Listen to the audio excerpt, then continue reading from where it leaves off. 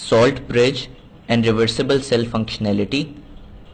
Last time हम लोगों ने गैल्वेनिक सेल या जिसको हम वोल्टाइक सेल कहते हैं, इसकी कुछ जनरल फंक्शनैलिटी के बारे में बात की थी, किस तरीके से काम करता है, और इसको हमने कंपेयर किया था इलेक्ट्रोलाइटिक सेल के साथ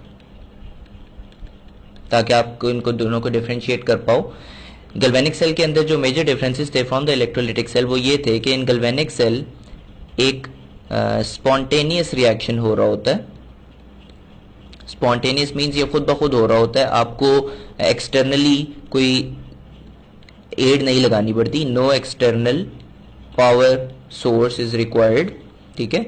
और दूसरा हमने फिर ये देखा था कि इसमें जो केमिकल एनर्जी है एक रेडॉक्स रिएक्शन की, वो केमिकल एनर्जी चेंज हो रही होती है इलेक्ट्रिकल एनर्जी के अंदर, और एक्सटर्नल सर्किट से इलेक्ट्रॉन्स फिर उसकी वजह से फ्लो कर रहे होते हैं। इसके अलावा हमने ये देखा था कि जो कैथोड होता है इसमें, जिसमें रिडक्शन हो रही होती है, वो पॉजिटिवली चार्ज होता है। ये डिफरेंट है फ्रॉम द इलेक्ट्रोलाइटिक सेल जिसमें कैथोड नेगेटिव चार्ज होता है। और हमने ये देखा था कि एनोड जिसके ऊपर ऑक्सीडेशन हो रही होती है वो गैल्वेनिक सेल के अंदर नेगेटिवली चार्ज होता है। अगेन ये डिफरेंट है from the electrolytic cell.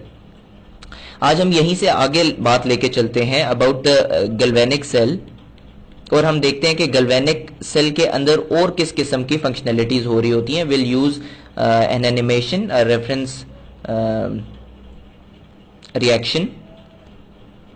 Now this is a very important and useful reaction अगर आप समझना चाहते हो प्रॉपर तरीके से गैल्वेनिक सेल को।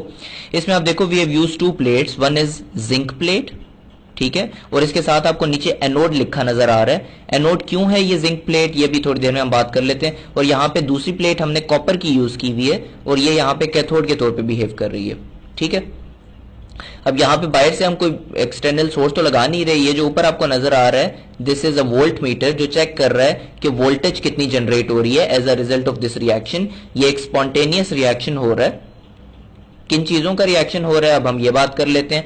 यहाँ पे आपने जो सोल्यूशन डाला हुआ है वो 1m जिंक नाइट्रेट सोल्यूशन है, which means 1 molar zinc nitrate. आप zinc nitrate which is ZnNO3 whole twice because zinc is positive two charge. आप जिंक नाइट्रेट का 1 मोल लो and dissolve it in 1 decimetre cube of water. ठीक है। तो जो आपके पास सोल्यूशन बनेगा that would be called 1 molar या 1 capital M zinc nitrate solution. Same goes here, यहां पे आपने 1 मोलर कॉपर नाइट्रेट सोल्यूशन लिया हुआ है। इन दोनों का एक्चुअली मकसद ये है कि जो आपके पास ये जो दो सोल्यूशंस हैं, लेफ्ट साइड वाले सोल्यूशन के अंदर you should have enough zinc ions 2 positive, और राइट साइड वाले के अंदर you should have enough copper +2 ions solution के अंदर। ठीक हो गया।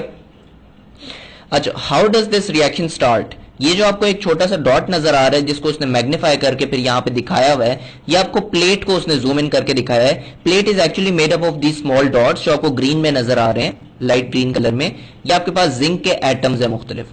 ठीक है, all of these are zinc atoms. अब आपको यहां पे एक बीच में व्हाइट कलर की एक एम्प्टी स्पेस नजर आ रही है। ये एम्प्टी स्पेस आपको ये रिप्रेजेंट कर रही है, ये एरो हेड आपको ये बता रहा है कि यहां से एक जिंक एटम जो है वो निकल के चेंज हो गया है Zn+2 के अंदर, और साथ 2 इलेक्ट्रॉन्स उसने रिलीज कर दिए हैं। ठीक है। और जो यहां पे ये जो आपको छोटा सा नजर आ रहा है ये वाला डार्क ग्रीन कलर में ये जो चीज नजर आ रही है, साथ इसके नीचे 2 पॉजिटिव लिखा हुआ है, ये जिंक का आइन है जो एक्चुअली सोल्यूशन के अंदर आ गया। ठीक है। एक तो वो आइंस थे जो आपने 1 मोलर जिंक नाइट्रेट सोल्यूशन की वजह से आए थे, और एक एक्स्ट्रा जिंक +2 का आइन सोल्यूशन में आ गया। ठीक है। वो जो 2 इलेक्ट्रॉन्स थे वो कहां गए, वो प्लेट के अंदर से होते हुए यूं आ गए। और आप देखो कि प्लेट ने ओवरऑल क्या किया कि प्लेट के पास 2 इलेक्ट्रॉन्स एक्स्ट्रा आ गए।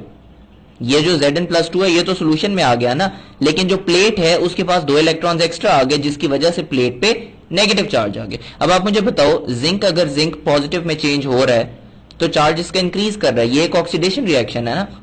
ऑक्सीडेशन जहां पे होती है उसको क्या बोलते हैं, एनोड।